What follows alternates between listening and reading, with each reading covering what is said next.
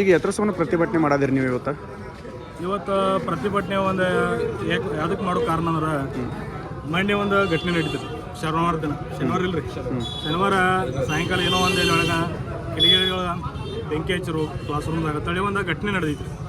ಆ ಘಟನೆ ನಡೆಯೋಕ್ಕೆ ಕಾರಣ ಯಾರು ಏನೋ ಅನ್ನೋದು ತನಿಖೆ ನಡೆದೈತಿ.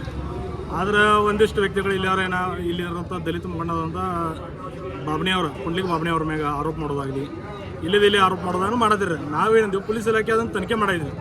ಅವ್ರ ತನಿಖೆದಾಗ ಏನು ರಿಪೋರ್ಟ್ ಬರ್ತೈತಿ ಏನು ಅದ್ರ ಬಗ್ಗೆ ಅವ್ರದ್ದು ಹೇಳ್ತಾರೋ ಅದ್ರ ಬಗ್ಗೆ ನೋಡೋಣ್ರಿ. ನೀವು ಯಾಕೆ ಅದನ್ನೆಲ್ಲ ಅದ್ರ ಬಗ್ಗೆ ತೊಗೋತೀರಿ.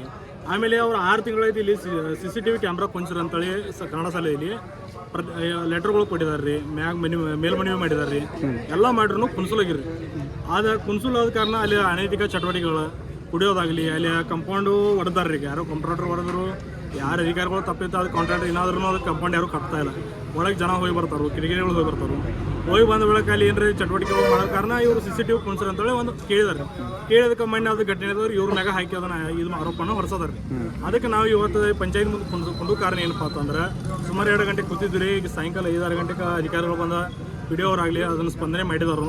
26 ತಾರೀಕು ಒಳಗಾಗಿ ನಾವು ಅದನ್ನು CCTV ಕುಣಿಸ್ತೇವೆ ಅಂತೇಳಿ ಒಂದು ನಿರ್ಧಾರವನ್ನು ನಮಗೆ ಲೆಟರ್ ಮುಖಾಂತರ ಕೊಟ್ಟಿದ್ದಾರೆ ಅವರು ಲಿಖಿತವಾಗಿ. ಕರೋಶಿ ಗ್ರಾಮ ಪಂಚಾಯತಿ ವ್ಯಾಪ್ತಿಯ ಕನ್ನಡ ಗಂಧರ್ಮುಖ ಶಾಲೆ ಏನಾಗಿತ್ತಂದ್ರೆ ಡೆವಲಪ್ಮೆಂಟ್ದಿಂದ ಕುಂಠಿತಾಗೈತಿ. ಯಾವುದೇ ರೀತಿ ಅಭಿವೃದ್ಧಿ ಕೆಲಸ ಆಗಿಲ್ಲ. ಅಲ್ಲಿ ಏನಾಗಿತ್ತಪ್ಪ ಅಂದ್ರೆ ಸರಿಯಾಗಿ ಕಂಪೌಂಡ್ಗಳು ಇಲ್ಲಾಗೈತಿ. ಅಲ್ಲಿ ನಾವೇನು ವಿಚಾರ ಮಾಡಿದ್ರೆ CC ಕ್ಯಾಮ್ರಾ ನಮ್ಗೆ ಅವಶ್ಯಕತೆ ಐತೆ. ಯಾಕಂದ್ರೆ ಅನೈತಿಕ ಚಟುವಟಿಕೆಗಳು ಈಗಾಗಲೇ ಇಲ್ಲಿ ನಡೀತಾ ಇದ್ದಾವೆ. ಅವತ್ತನ್ನು ಬಂದ್ ಮಾಡಬೇಕಾದ್ರೆ CC ಕ್ಯಾಮ್ರಾ ಬೇಕಾಗಿತ್ತು ಅಂತ ನಾವು ಈಗಾಗಲೇ ಪಂಚಾಯತಿಯವ್ರಿಗೂ ಸಹ ಮನವಿಯನ್ನು ನಮ್ಮ ಗೆಳೆಯರ ಮುಖಾಂತರ ಪಡೆಯವು ನಾವು. ಅದಕ್ಕೆ ನಾವೇನೋಗ ಅದು ಕಂಪೌಂಡ್ ಕಟ್ಟಬೇಕು, CCTV ಕ್ಯಾಮ್ರಾ ಕುಣಿಸ್ಬೇಕು. ಹಾಗೂ ಅಲ್ಲಿ ಏನಾಗಿತ್ತಪ್ಪ ಅಂದ್ರೆ ಏನೋ ಒಂದು ಶಾಲೆ ಹೋಗಿ ನೋಡಿದ್ರೆ ಅವ್ಯವಸ್ಥೆ ನೋಡಿದ್ರೆ ಮಕ್ಕಳಲ್ಲಿ ಶಿಕ್ಷಣ ಕಲಿಯೋದು ಯೋಗ್ಯ ಇಲ್ಲ. ಆ ನಮ್ನಿ ಆ ಒಂದು ದುರ್ವ್ಯವಸ್ಥೆ ಆಗಿದೆ.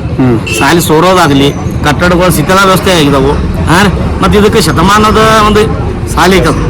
ಇವತ್ತು 100 ವರ್ಷಗಟ್ಟಲೆ ಈ ಶಾಲೆ ಈಗಾಗಲೇ ಕಟ್ಟಿದೈತಿ, ಬ್ರಿಟಿಷ್ ಕಾಲದಿಂದ ಕಟ್ಟಿದೈತಿ. ಆದ್ರೆ ಯಾಕೆ ಈ ರೀತಿ ಅವನತಿ ಹಂಚಿಕೆ ಯಾವ್ದಾರು ಅನ್ನೋದು ನಮ್ಗೆ ತಿಳಿವತ್ತು. ಗ್ರಾಮ ಪಂಚಾಯತಿಯವರ ಮುತುವರ್ಜಿ ವಹಿಸಿ, ಕ್ಷೇತ್ರ ಶಿಕ್ಷಣಾಧಿಕಾರಿಗಳು ಸಹ ಮುತುವರ್ಜಿ ವಹಿಸಿ ಅದ್ರ ಬಗ್ಗೆ ಕಾಳಜಿ ಮಾಡಿ ಈ ಕನ್ನಡ ಗಂಧರ್ಮುಖ ಶಾಲೆಯನ್ನು ಹಾಗೂ ಕರೋಶಿ ಗ್ರಾಮ ಪಂಚಾಯತಿ ವ್ಯಾಪ್ತಿಯಲ್ಲಿ ಬರ್ತಕ್ಕಂಥ ಶಾಲೆಗಳನ್ನು ಅಭಿವೃದ್ಧಿಪಡಿಸಬೇಕಂತ ನಾವು ಅವರಲ್ಲಿ ವಿನಂತಿ ಮಾಡ್ತೀವಿ. ನಾವು ಅಲ್ಲಿ ಡೆವಲಪ್ಮೆಂಟ್ ಕನ್ನಡ ಶಾಲೆ ಡೆವಲಪ್ಮೆಂಟ್ ಆಗಬೇಕನ್ನೋ ಉದ್ದೇಶ ಇಟ್ಕೊಂಡು ನಾವು ಪಂಚಾಯತಿ ಮುಂದೆ ಧರಣಿ ಕೂತಾವೆ. ಈಗಾಗಲೇ ಒಂದು 4-5 ಗಂಟೆಗಳ ಕಾಲ ನಾವು ಇಲ್ಲಿ ಕೂತಿದ್ದು. ಪಂಚಾಯತಿ ಅಧಿಕಾರಿಗಳು ಬಂದು ಮನವೊಲಿಸಿ ಅಲ್ಲಿ CC ಕ್ಯಾಮ್ರಾ ಕುಣಿಸ್ತಾವು, ಡೆವಲಪ್ಮೆಂಟ್ಗಳ ಬಗ್ಗೆ ನಾವು ಗಮನ ಹರಿಸ್ತಾವೆ ಅಂತ ಹೇಳಿದಾಗ ನಾವು ಧರಣಿಯನ್ನು ಹಿಂದೆ ತಗೊಂಡು ಬಂದವು. ಅದಕ್ಕಾಗಿ ನಾವೇನಂತ ಎಲ್ಲ ಗ್ರಾಮಸ್ಥರು ಕೂಡಿ ಅದನ್ನು ಅಭಿವೃದ್ಧಿ ಪಡಿಸೋಣ ಅಂತ ಹೇಳಕ್ಕೆ